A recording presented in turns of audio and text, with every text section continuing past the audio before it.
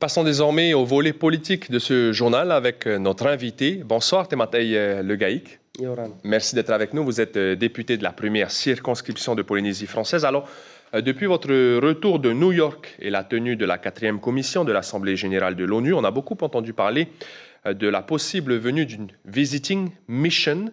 Le représentant du pays aussi, René Temeharo, est d'accord, le Tavini aussi. Quand pourrait-on avoir une décision officielle sur la venue ou non de cette mission?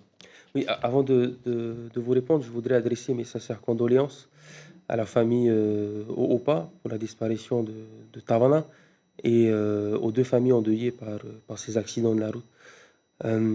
La question, il faut la poser au service de l'État, hein, ou au ministre en charge des Outre-mer ou des Affaires étrangères français.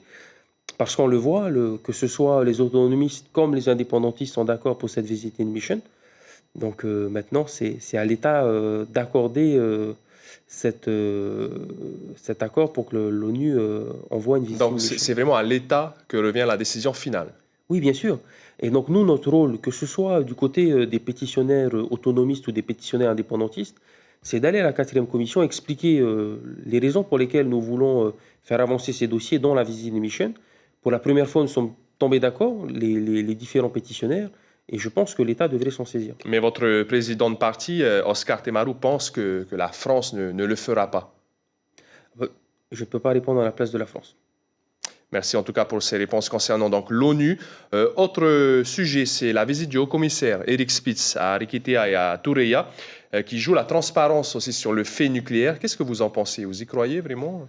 Tout va bien dans le meilleur des mondes. Si c'est ça la transparence, je pense qu'on connaît comment ça fonctionne.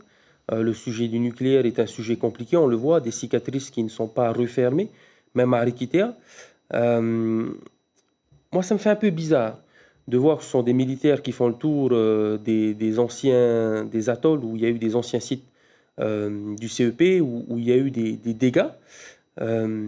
Par exemple, dans le cadre onusien, la France doit remettre des éléments prouvant cette transparence et prouvant le processus d'indemnisation, de démantèlement des sites, de nettoyage des sites.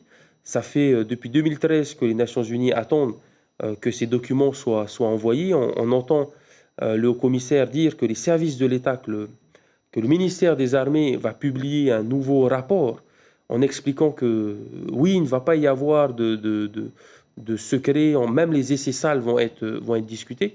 Je pense qu'à un moment donné, la France doit être transparente sur tout, et ce n'est pas en allant envoyer des militaires dans les îles que ça va nous expliquer que la France est transparente. Vous avez organisé un séminaire, le Tavini a organisé un séminaire de formation hier à destination des cadres, des militants, des soutiens de votre parti. Est-ce que le Tavini est déjà en ordre de marche pour les territoriales 2023? C'est dans la continuité des élections législatives. Il y a des engagements qui ont été pris, que ce soit la protection du foncier, la protection de l'emploi. Aujourd'hui, il y a de nouvelles personnes qui sont entrées dans le Tavini Huir Attira, dont il faut donner les outils de communication, les outils politiques pour aller à la rencontre des Polynésiennes et des Polynésiens. Et ça nous permet de faire le tour des sujets d'actualité. J'aimerais juste prendre un temps pour un sujet dont j'ai été interpellé, le fait de prendre l'avion souvent. Certains PNC, de Air Tahiti comme de Air France, m'ont parlé de la pénibilité qui n'existe pas dans leur métier, alors que ça existe par exemple pour les PNC qui sont en Nouvelle-Calédonie ou en France. C'est un sujet dont il faut en débattre, qui est de compétence du gouvernement Fritsch. Il y a eu des avancées. Moi, je pense qu'il faut que le gouvernement traite le sujet le plus rapidement possible. Voilà des sujets qui ont été traités, l'économie, on le voit avec l'objectif de 100% énergétique, avec des entreprises qui doivent être françaises. Quand on parle de visiter une mission, l'objectif c'est quoi? C'est qu'il y ait aujourd'hui des Polynésiens qui soient chefs d'entreprise et qui puissent faire ce transfert des entreprises qui sont aujourd'hui détenues par des capitaux étrangers, et que ce soit des Polynésiens qui puissent accéder à ces entreprises. C'est ça l'objectif de cette préparation vers la pleine souveraineté. J'ai une toute dernière question pour une réponse rapide. Tematei Le Gaïk, est-ce que vous allez vous présenter au territorial de 2023? Je pense qu'il est nécessaire de mettre des jeunes. Il y a eu une volonté des Polynésiens et des Polynésiennes de nous mettre tous les trois députés de la Polynésie française, et dans la prolongation de nos engagements, Oui, il nous faut vous continuer. serez candidat. pour ces territoriales. Et Oui, vous pourrez cumuler les deux fonctions, représentant à l'Assemblée et député, sans problème, si vous êtes élu, bien sûr. Alors, il faut d'abord battre le fer aux élections territoriales et ensuite voir avec les Polynésiens si ils souhaitent qu'on prenne les deux. Mais je pense que pour l'efficacité de notre engagement, il faut arriver à se battre à la fois sur le plan territorial et sur le plan national.